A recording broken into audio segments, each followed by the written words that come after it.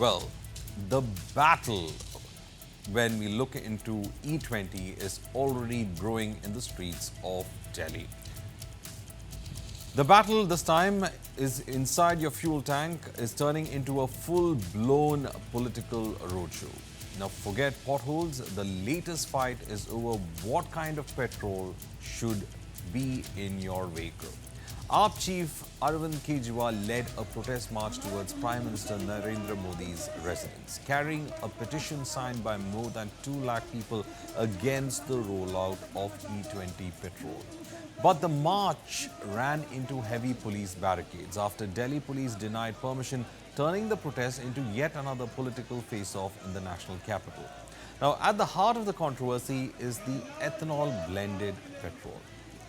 Kejriwal says motorists should have the right to choose between regular petrol and E20.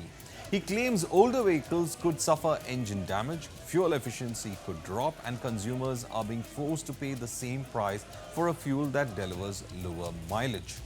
He also made a political charge, alleging that the centre is pushing ethanol under pressure from United States President Donald Trump and calling on the Prime Minister to stop importing ethanol from the United States. Kejriwal says that he has sought a meeting with the Prime Minister and insists his campaign will continue. अभी पंजाब विधानसभा में प्रस्ताव पारित किया गया है कि E20 जो है वो विड्रॉ किया जाए। E20 जनता के खिलाफ है और प्रधानमंत्री जी को ट्रंप का दबाव नहीं मानना चाहिए। गोवा के अंदर हमारे 2 एमएलए हैं, गुजरात के अंदर हमारे 5 एमएलए हैं, गुजरात में और जम्मू कश्मीर में 1 एमएलए है। तो जम्मू कश्मीर, गुजरात और गोवा में भी हमारे एमएलए जो हैं वो प्रस्ताव पेश करेंगे। पास होगा कि नहीं होगा हमें मालूम है, क्योंकि वहाँ बीजेपी की गवर्नमेंट्स हैं इन दोनों राज्यों में, तो कम से कम गुजरात में और गोवा में, तो वो पास तो नहीं होने देंगे। लेकिन हम पेश करेंगे उन दोनों जगह भी प्रस्ताव की E20 को विड्रॉ किया जाए। The centre, however, strongly backs the E20 program. It says ethanol is blending, cuts crude oil imports, saves foreign exchange, reduces emissions, supports farmers and has been extensively tested by automobile manufacturers. Now, the government also maintains there is no plan to roll back the nationwide E20 rollout. So the debate is no longer just about fuel. It's about consumer choice versus national policy, vehicle safety versus energy security, and politics versus policy. Now, with protests now spilling onto Delhi streets, the battle over E20 has shifted from the fuel pump to the political arena. Now, to discuss more on this, we have Shantanu Gupta, political analyst, who joins us. Huda Zariwala, political analyst, also joining us. Sanjay Srivastav, senior economist, will be joining us in a short while.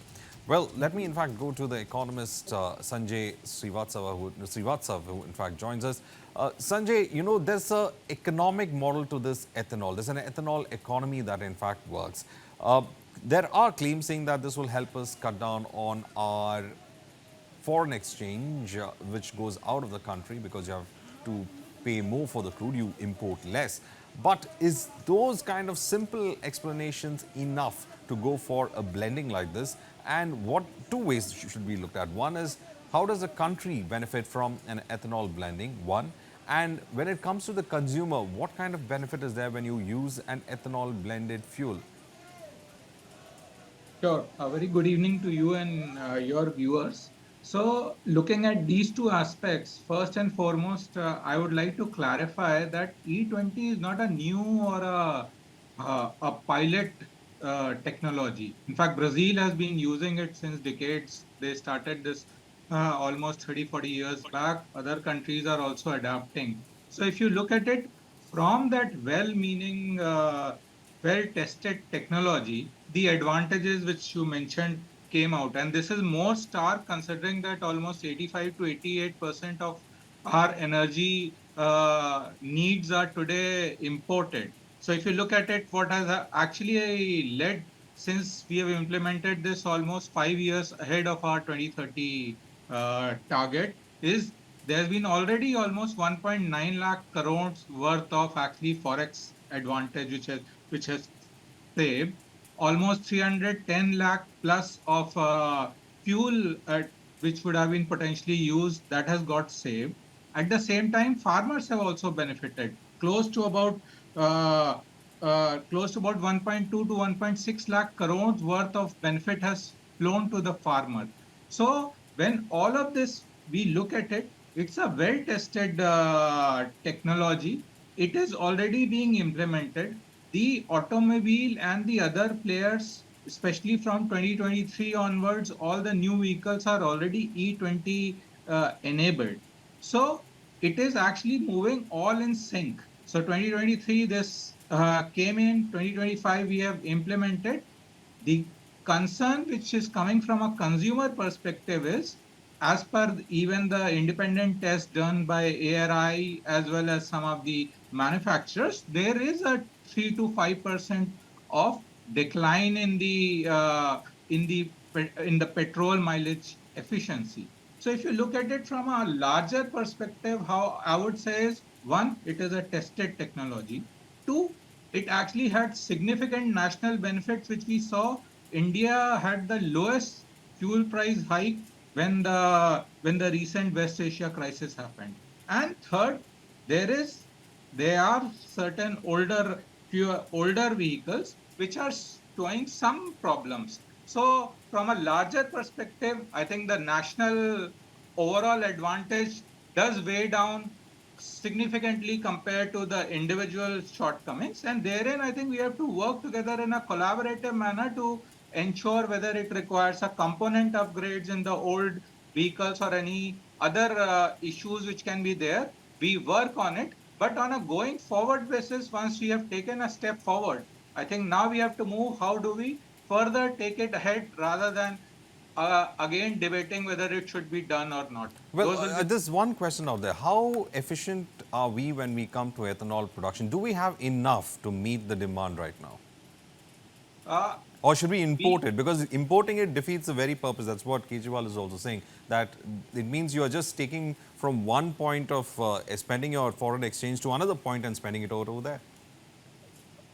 Sure. So right now, 100% of the ethanol is not produced domestically.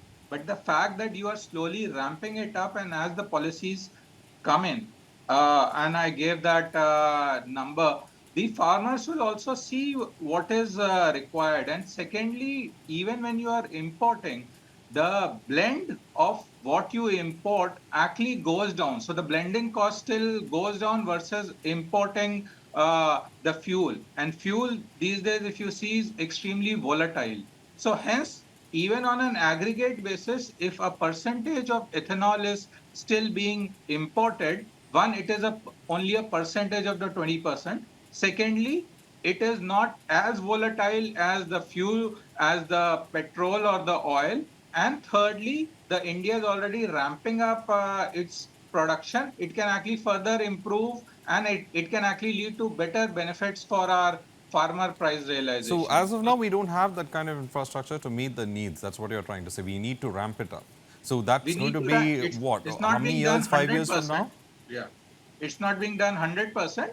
but there is significant opportunity to ramp it up. And the farmers are, if the farmers who have already benefited are already seeing it, hence the larger ecosystem will start, in fact, So seeing the that to economic put that in advantage place and and to them. say that the raw materials that have to come from the farmers has to go into a factory and then into a distribution system to set up this entire infrastructure, we are going to take some time, probably 5, 6 years. Yeah, probably 3 to 5 years, because it is now, one, it's already being produced. All right. Secondly, the if the existing plants or the existing manufacturing companies see that their production, there's a bigger demand, then their ability to quickly ramp up the incremental production at a lower incremental cost is much faster. All So right. I would see that in the next 3 to 5 years, we should be in a very well position. And at the same time, it's also an economic decision. All There right. is a certain cost involved in producing, especially related to water and other production cost in India. If we are able to get something cheaper, why not we take it? That's how the global supply chain works, that we try to take wherever it is the cheapest and do what is the right thing for us. All right. So again, we don't have a particular answer that how long we'll keep importing ethanol, but I get the thing that we've taken the first step towards it. Let me, in fact, get you Shantanu Gupta, who is a political analyst as well. Shantanu Gupta, we have seen how the march has taken place from Arvind Kejriwal's side. Of course, E20 has been a discussion point a lot on social media as well, and a lot of people have concerns regarding it. But interestingly for me was the fact that when it reached the court and you have the government giving a reply saying that it was introduced on an experimental basis. Why is the whole country being subjected to an experiment?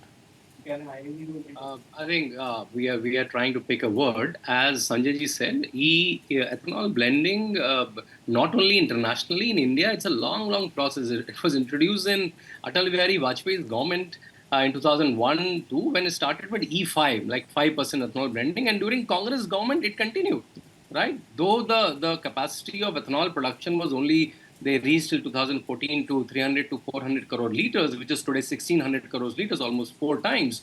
And from last 2 years, almost all our vehicles are, in at least in metros, are E20. And someone like Maruti and Toyota and Mahindra have serviced almost each one of them 1 to 2 crore vehicles. They have not find anything of the popular things that were coming in media, like the decay of the rubber parts or any kind of safety issues. So it's a new topic Arvind Kejriwal is trying to tap on the confusion created on social media. After the success of the CJP movement, he's trying to hop on to a new topic because he wants a return in Delhi, right? He's ousted from Delhi because of the sheesh mel thing, because of the liquor scam. He's trying to create his image back and discovering a new topic and trying to confuse the people. We have Huda Zariwala who wants to get into the debate. I was actually coming next to you so that first I take the opening comments, establish the story. That's why I wanted to come to the analysts later. Huda Zariwala, what is your look at E20, the rollout of E20? Well thought out process, or was it a hurried push that was put into play? Well, good evening and Jai Hind to all your panelists and to you. Honestly, at this point, I think the Bharatiya Janata Party is really going to have to rethink their strategy on practically everything that matters to this country. We've seen after the CGP protests how education ministry itself called for a rehaul. Dharmendra Pradhan had to give this is stiffer. And now with the E20 ethanol blending, it is probably now time for Nitin Gadkari. At least that is what I hear from the people from social media. Because let us not forget, this is not about Arvind Kejriwal ji. This is not even about the Aam Aadmi Party. The burden of proof lies with the government. If E20 is safe and beneficial, then publish comprehensive reports, long-term vehicle performance data, consumer grievances statistics, and all of that. The consumers deserve answers. After a home, a car is the second most important thing that a person usually ends up purchasing in their lifetime. So if people believe that their mileage has fallen, or if the maintenance costs have increased, the government should investigate and not rather, dismiss these concerns. Public consultation matters. These are our cars that we're talking about. Policies that affect millions and millions of motorists, of car holders, should include they should include continuous feedback. They should include feedback from the consumers, the mechanics, the companies that deal with automobiles, automobile experts, and my esteemed panelists ended up both of them in fact ended up mentioning how ethanol is not going to put a strain on the consumers or on the country itself, where, we're talking about a country that is, we face a food shortage since as long as I can remember. So with, extended use of ethanol, the consumers are going to be impacted. India itself is going to be impacted. And the policy is not essentially against just E20. Give the consumers a choice. Why not have E0, E5, E10? Let the consumers decide for themselves rather than imposing E20 ethanol blended petrol on them. The lower mileage is a real factor. The engine wears and tears. We know for a fact that the engine is going to suffer because older vehicles were not built for higher blends of ethanol. They can cause swelling, hardening, cracking of rubber fuel, hoses, gaskets, and other plastic parts over time. And when the cold No, starts, I let's get that remember, point. In fact, winter is that going is to what make I it way would. worse. I get that point part of it Yes, because that is what I yes, wanted to ask also in the debate to right. everyone. Let me, in fact, Shantanu has been, want to respond to it. But Winters this are just question going I to make had, it worse. yeah, I just have this question. See, when an average Indian buys a car, let's talk about a middle class, it's an investment. And a 15-year period is what we look at a car average-wise. Of course, Delhi has its own rules. But average-wise, is a 15-year usable product that we are looking at. And then you take a fitness certificate and probably you can use it after for another 5 years. And then, of course, the scrapping policies come into play. But for a person who would have bought it, a vehicle that at probably a new vehicle that was 8 years ago or 9 years old, maybe in 2016, who's looking at probably using that vehicle till 2030, is suddenly hit by this aspect of the E20 fuel. Now, how does that be a problem for him? The second part of it is that you have, India is also one of the largest second-hand car markets, and therefore you have vehicles out there in the open. According to the budgets, the middle class trying to have their own mobility, they do buy these second-hand cars, and those cars also might not be in the standards to burn an E20 fuel. Now, in the last 3 years, the new cars, of course, they have their flexi-fuel engines and their new components in place. But what about these people who invested money onto a mobility factor that is set to come from their savings? That is where the hurting is, isn't it? So how do you in fact see that the policy, when it's being implemented, all this particular aspect is not being looked into? Shantanu Gupta? I think that's why I said it's a discovered topic, and a senior journalist like you also and a researcher also looking confused. And all the points you told are all very misplaced.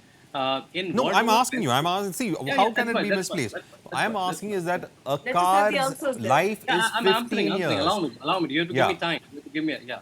So because all the statements we read are totally misplaced.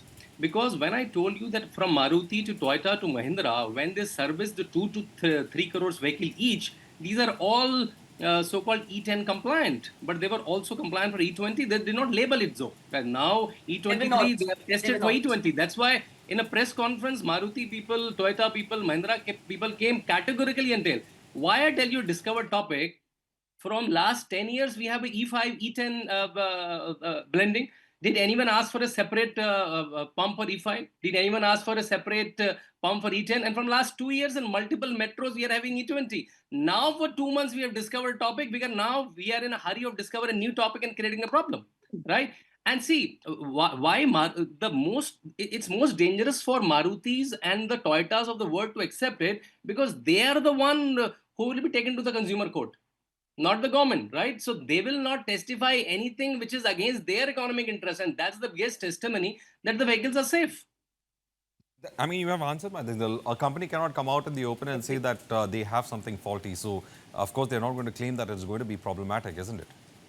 No, but they are the one who will go to the court. So they are the one who will going to face the biggest penalty. So they will not accept any fuel fact, which is not compliant in the cars, in fact, because they are the one who face the legal penalty, not the government. in fact, there's already a case in the consumer court to which Maruti is going to appeal because the court has said that Maruti there's is a going problem up. with it. You're right. Yeah, they're going to appeal on that case, in fact. Let me get, in fact, Sanjay Srivastava also into it. Sanjay, how do you see, how does this, in fact, look at a middle-class person who's buying a car on several scales? You're talking about a second-hand car, technology is older, that might not have the effect that we see as of now. Don't you think that is where the hurt is, or the perceived hurt is? Sure. So let me first upfront clarify the point on ethanol we had discussed. I think the large part of whatever import of ethanol is done, I just wanted to clarify that is only for industrial use, and that is not done for the for blending in the petrol. All right. 100% of all the oil marketing companies which are doing the blending as part of the ethanol blended program, it is actually only being outsourced from India and domestic farmers. One, I just wanted to clarify that. Okay. because that is an important aspect. We were talking at an overall ethanol. Maybe I should have clarified earlier. All right. All right. Yeah. Secondly, I think the point which we are saying, the pre-2023 vehicles, yeah, there may be some degradation, and we have well-defined studies where out of the overall samples, some vehicles have shown a 3 to 5%. That is also a range of potential degradation. Now, this is not a problem which, as Shantanuji talked of, is unaddressable. So the OEM service centers are addressing it. Secondly, many of the OEM service centers may also come up, and even the OEMs may come up with some potential component upgrade which is required. And especially you have many of the OEMs themselves like Maruti, True Value, etc., which actually does the complete refurbishing as part of their True Value cars and then sell the second-hand cars. So when we are speaking about the second-hand vehicles, I think the degradation will not outweigh the advantage of actually using the vehicles for their complete life cycle. I think that's how, that is the main point we have to look. Secondly, if there is certain inconvenience, vis-a-vis what we talked of the larger picture, that if we are able to actually drive a faster self-sufficiency, we are able to actually cut down the fuel by almost 20% requirements, and we are able to maintain our fuel price hike.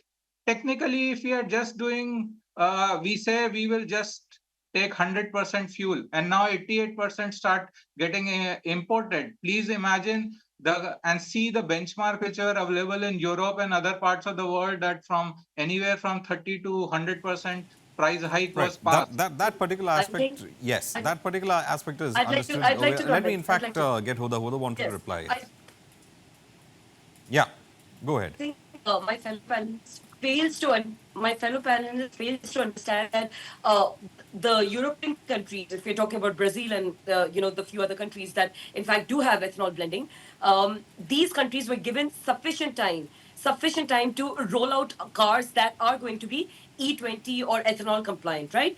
We have a major food and water crisis. If we're talking about food, producing ethanol from crops like corn, sugarcane, and sulfurous rice can strain food supplies and raise crop prices, number one. If you're going to talk about the water usage, the growing heavy water crops like sugarcane, for large scale production of ethanol, is going to put a significant strain on local water tables and irrigation system. Ethanol blending is not in anybody's benefit except for the companies, maybe Nitin Gadkari's sons. That are going to be producing these ethanol blended fuels.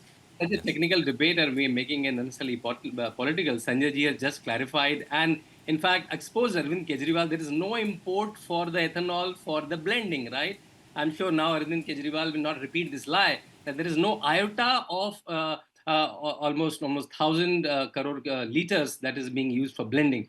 That's one, right? And there is no shortage of sugar in India for last 10 years. There's no shortage of corn in India for last 10 years.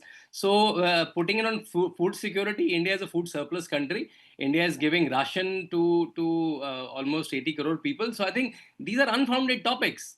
We are trying to change the goalpost just to justify a very technical topic. And also I'm saying repeatedly, even India took almost 20 plus years. We are trying to invent this new that all of a sudden E20 is coming. It started with E5, it moved to E10, it was E16, E20, different level of blendings, different kind of the concentration in cities. Only from last couple of months, it's 100%. From last 1 year, almost 99%, like 95% of petrol pumps were E20, right? That's why I'm saying, and people were not finding anything. From last 2 months, couple of YouTubers started and topic became. That's why I'm saying, that's why in a lighter note, I'm senior journalists like you also looking confused because of so much clutter in the social media. I'm also a person who uses a car. I have seen the mileage drop. That's the reason why I'm saying. There is a mileage drop. There is a mileage drop. And why? That's what I'm saying. See, you're not trying to say when I'm raising these questions. That's why I said a middle class buyer, the kind of cars he will be having, the range at which he would be having. So those were the concerns I'm raising. The question is, in a mileage sensitive country, when an E20 is pushed out, of course, that is the part where people are going to look at. So the mileage sensitivity part is what I was trying to put across. Yes, Also, sir. engine wear and tear.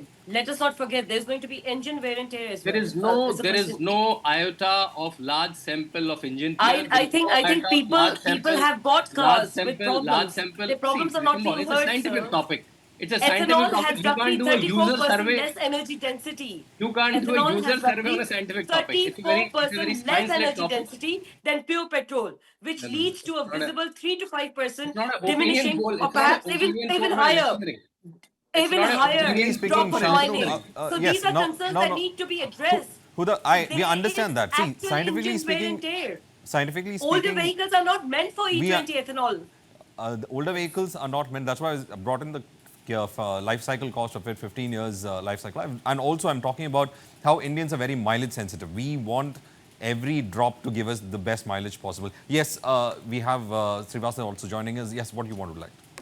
Yeah, so I think the key point I want to make is, as we said, there may be in pre 2023 a 3 to 5% degradation in some, but just as we are a very fuel mileage sensitive consumer, we are also a very price sensitive customer.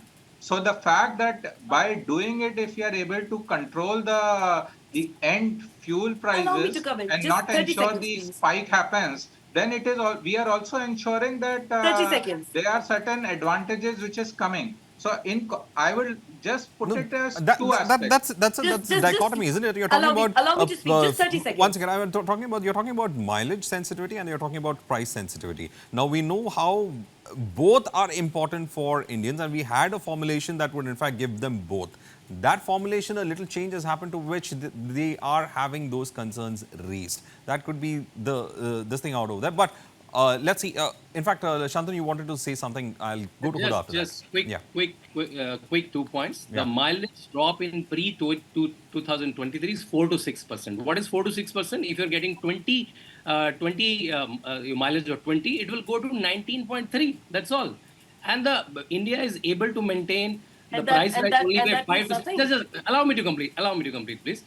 India is able to maintain only 5 to 6% of price rise when world is seeing 20% to 40% price rise because of this, right? So do you want a 40% price rise or a 4% reduce in the mileage? And that also can be recovered by a good air pressure, good speed, good driving habits. You can again gain 7 to 8%, right? So I think it also lead to a good driving habits. So I'm saying personally to you also, if you're failing it, try to get your tire pressure checked regularly. Maintain your speeds regularly, and you will gain 7 to 8%. You will overcome this is the all very misleading. E20. See, So this these is are all all very scientific points. These misleading. are all You're scientific forgetting. points. Let me get. You're I'm forgetting reviewing that. everything. Shantanu, you made your point. Let me get that Huda to when speak winter- on this. Let me get Huda to speak on it. Yes. You're forgetting that when winter starts, we are going to have high rate of vaporization in which is produced in ethanol, which makes cold weather or monsoon, weather becomes These are more all difficult, hearsay. especially in the older carbureted engines. Number one, and number These two, are all hearsay, Hudaji. as far as the pricing is concerned, when the entire world had had lower crude oil price benefits, India was still paying a high price, right? So if you're going to do E20, E30, E85, all of that, there is a reduction in fuel prices. And number three, people have actually reported mileage problems. People have reported problems in the carburetor. People have reported problems in the engines. Why is the government not addressing these issues? If the government is so confident that E20 is the answer right now, then have a one-on-one with these people, with the people who have actually bought reports of their car, Right. with the people who around 2 lakh people have signed a Huda, petition. that we in fact get that How there is the should have government been not public addressing any of engagement that? before rolling out, but the fact remains Yes. is that we have to move into the future at any cost, and it probably we are looking at new technologies coming in. The question about the question is not about whether the E20 has been affected. The question is about the rollout, the time period of it, and whether we were actually prepared for incorporate the new technology as much as that. It becomes on the policy decision on that particular aspect. But we have to move forward, whether it is the E20 or we are looking at EV vehicles coming into the future. Because there is the geopolitical factor, there is the question of how much the foreign exchange could go outside and how much we can conserve. Well, thank you, ladies and gentlemen, for in fact giving your opinions on this.